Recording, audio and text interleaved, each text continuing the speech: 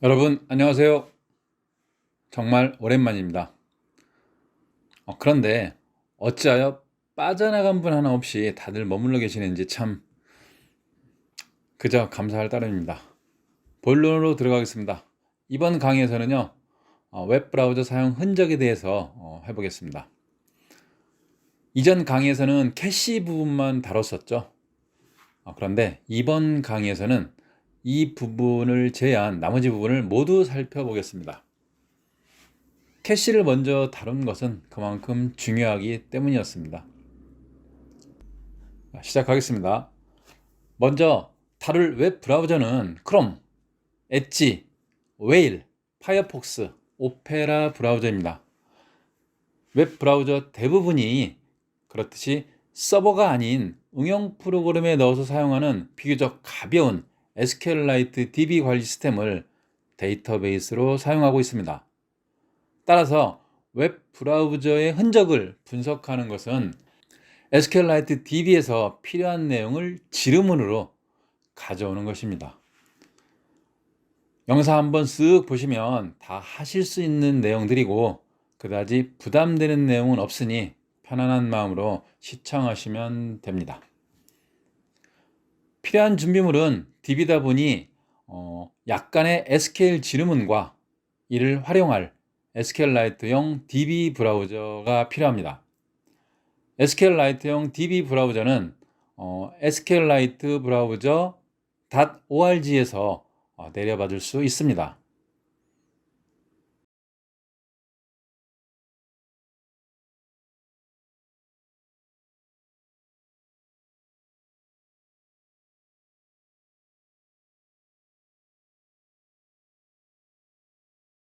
그리고 분석할 증거물, 즉 대상은 구독자 여러분들의 컴퓨터에서 사용된 웹브라우저 흔적이 되겠습니다.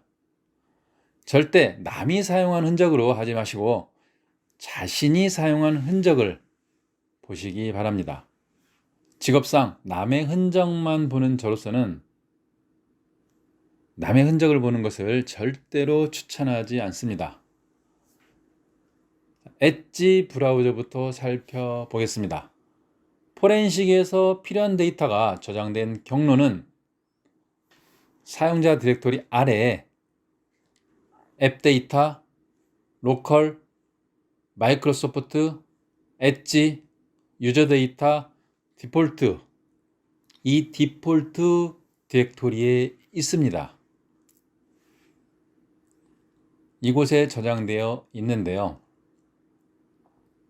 우리가 살펴볼 곳은 6개의 DB 파일에서 8개의 정보를 살펴볼 것입니다. 웹 방문 기록, 웹 방문 시 다운로드한 기록, 검색 키워드를 저장해두는 히스토리 파일이 있습니다. 그리고 특정 사이트에 로그인한 기록을 저장해두는 로그인 데이터, 자동 완성 기능을 저장해두는 웹 데이터, 즐겨찾기로 알려진 북마크 기록을 저장해두는 북마크 데이터, 그리고 바로가기 목록을 저장해두는 쇼컷, 끝으로 웹사이트 방문 시 사용자별 서비스를 제공하기 위해서 사용자에 관한 데이터를 저장해 놓는 곳이 있는데요. 이를테면 자동 로그인 기능이나 쇼핑몰에서 열람한 물건, 찜해 놓은 상품 등을 저장해 놓는 곳, 바로 쿠키 파일입니다. 쿠키 기록은 디폴트 디렉토리 아래에 네트워크 디렉토리에 저장하고 있습니다. 경로를 살펴보면요. 앱 데이터, 로컬, 마이크로소프트, 엣지, 유저 데이터, 디폴트, 네트워크까지요. 이 디렉토리입니다. 웹 방문 기록부터 살펴보겠습니다. 웹 방문 기록은 히스토리 DB에 있습니다. 그러니까 히스토리 DB를 끌어와야 되겠죠.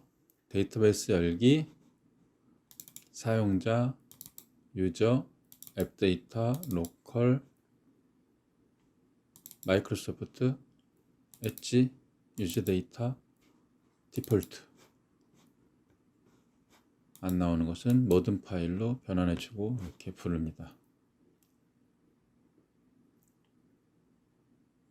이렇게 히스토리가 있죠? 열면 됩니다. 여러분들은 바로 하시면 되고요. 저는 분석한 자료가 너무 많아요. 그래서 노출이 되기 때문에 별도의 저장 공간으로 외부 저장 장치로 옮겼습니다. 그것을 불러서 분석하도록 하겠습니다. 데이터베이스 열기, 엣지, 디폴트,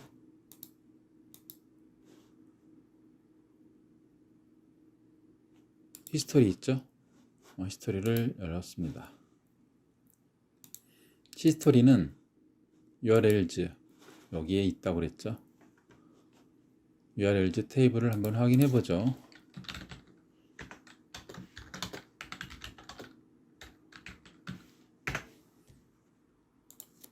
이렇게 보면 ID 필드 항목, URL 항목, 타이틀 항목, 라스트 비지트 항목, 그리고 비지트 카운터까지 필요합니다. 웹 기록에서는요. 그래서 URL과 타이틀과 비지트 카운트와 라스트 비지트 타임, 이렇게 URL은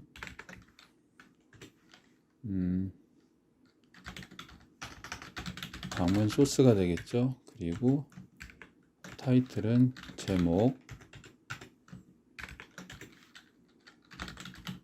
방문 횟수가 됩니다. 그리고 마지막 방문 일시. 그런데 이 마지막 방문 일시는 이렇게 숫자 형태로 되어 있죠. 그래서 이것은 우리가 볼 수 있는 연월일 10분초로 변환을 해줘야 됩니다. 방법은 데이트 타임으로 함수 이용하는 거죠. 라스트 비지트 타임을 100만으로 나눕니다. 그리고 116-444-73600 이 값을 빼줍니다.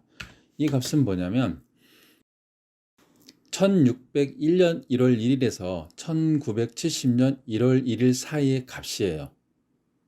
이것을 빼줍니다. 그리고 유닉스 에퍽으로 변환을 해주고 끝으로 로컬 타임까지 변환을 해줍니다. 그러면 현지 시간, 우리나라는 플러스 9죠. UTC에서 이렇게 변환해 준 후 확인해 보면 이렇게 변환이 된 것으로 나오죠. 그런데 이렇게 1601년 1월 1일도 나타나죠. 이것은 값이 없는 거예요. 값이 없는 거는 널 처리를 해줘야 되겠죠. 그래서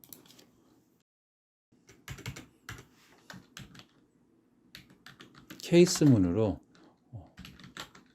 라스트 방문 시간이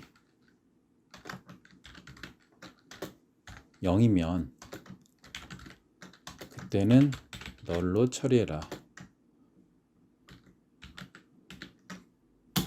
있는 것은 이렇게 쭉 우리가 기록해 놓은 거를 보여주는데 끝을 마무리하고요. 그러면 이렇게 값이 없는 것은 널로 처리해 줬죠. 그리고 나머지들은 현지 시간 플러스 9가 적용된 시간으로 이렇게 나타내 줍니다. 방문 소스, 방문한 사이트 제목, 그리고 몇 번을 방문했는지, 끝으로 그 일시는 언제인지 확인했습니다. 자, 두 번째는요, 웹 방문 시 다운로드한 기록입니다. 내려받은 기록이요. 그것은 다운로드 테이블과 다운로드 URL 체인스 테이블, 이 두 개를 조인해서 나타내 줍니다. 다운로드 타입을 한번 불러와 보죠.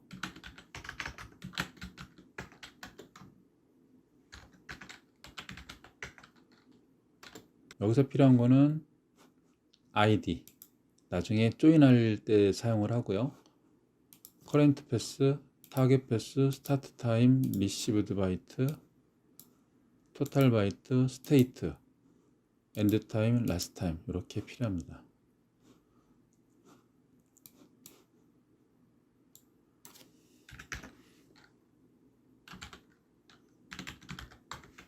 패스죠.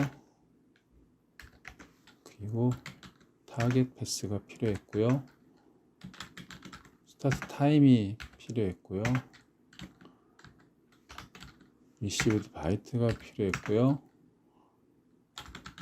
토탈 바이트도 필요했고요.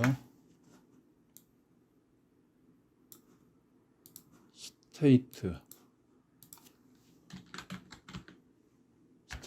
필요했고요.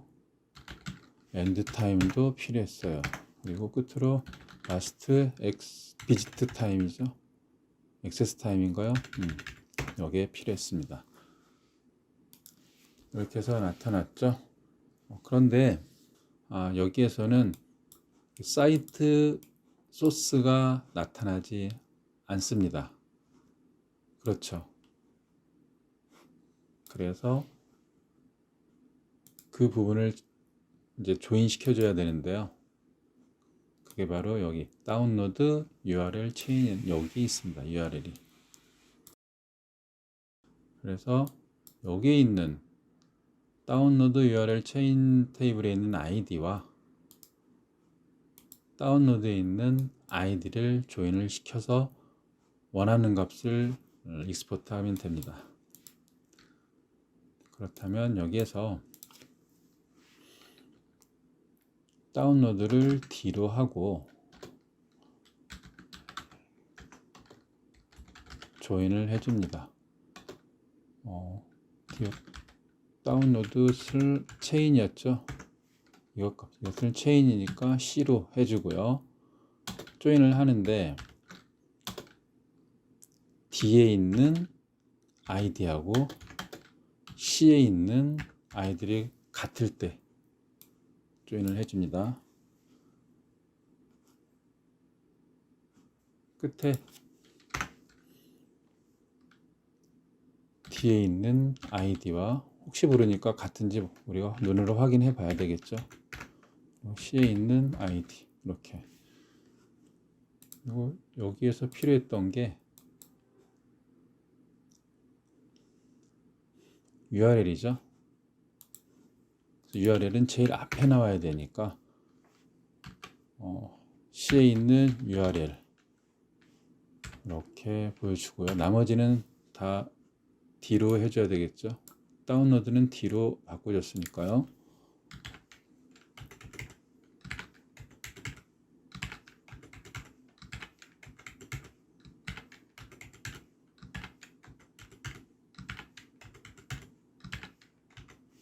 이렇게 하면 원하는 값이 이렇게 익스포트 되었습니다.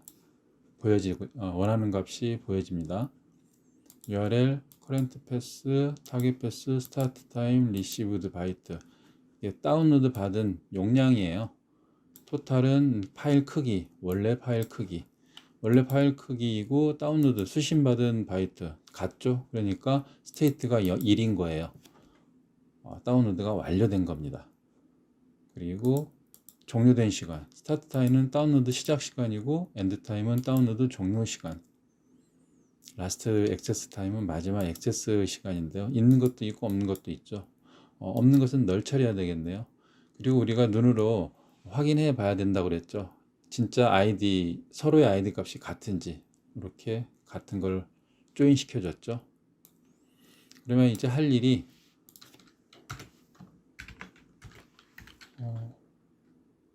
소스 사이트가 되겠죠. 그리고 이것은 현재 경로, 다운로드 받은 파일 현재 경로가 되겠고요. 이것은 다운로드 받은 경로, 이건 시작 일시, 수신받은 파일 크기, 파일 크기, 상태, 다운로드 상태가 되겠죠. 그리고 종료 일시, 마지막 액세스 일시. 자, 그런데 여기에서는 시간값도 변경해야 되지만 다운로드 상태를 표시를 해줘야 돼요. 볼까요? 한번 이 상태에서 다운로드 상태가 1로 돼 있죠. 모르잖아요, 1로 돼 있으면. 그래서 다운로드 완료로 바꿔줘야 됩니다. 케이스문으로 스테이트 상태가 1이면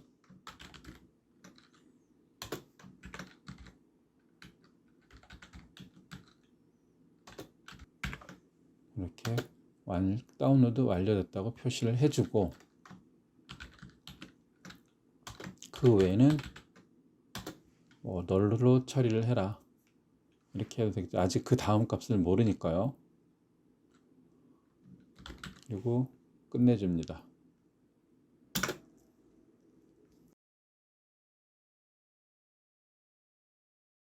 앞에가 수정이 안 됐네요. D로 해야 되죠. 그리고 시간값은 앞에서 한 대로 그대로 바꿔주면 되고요. 이대로 한번 볼까요? 소스 사이트 현재 경로, 다운로드 방로, 시작 일시, 수신받은 파일 크기, 다운로드 상태 이렇게 바뀌었죠? 다운로드 컴플리트라고, 종료 일시, 마지막 액세스 아이디 이렇게 다 바뀌었죠? 자, 이번 강의는 여기까지 하겠습니다.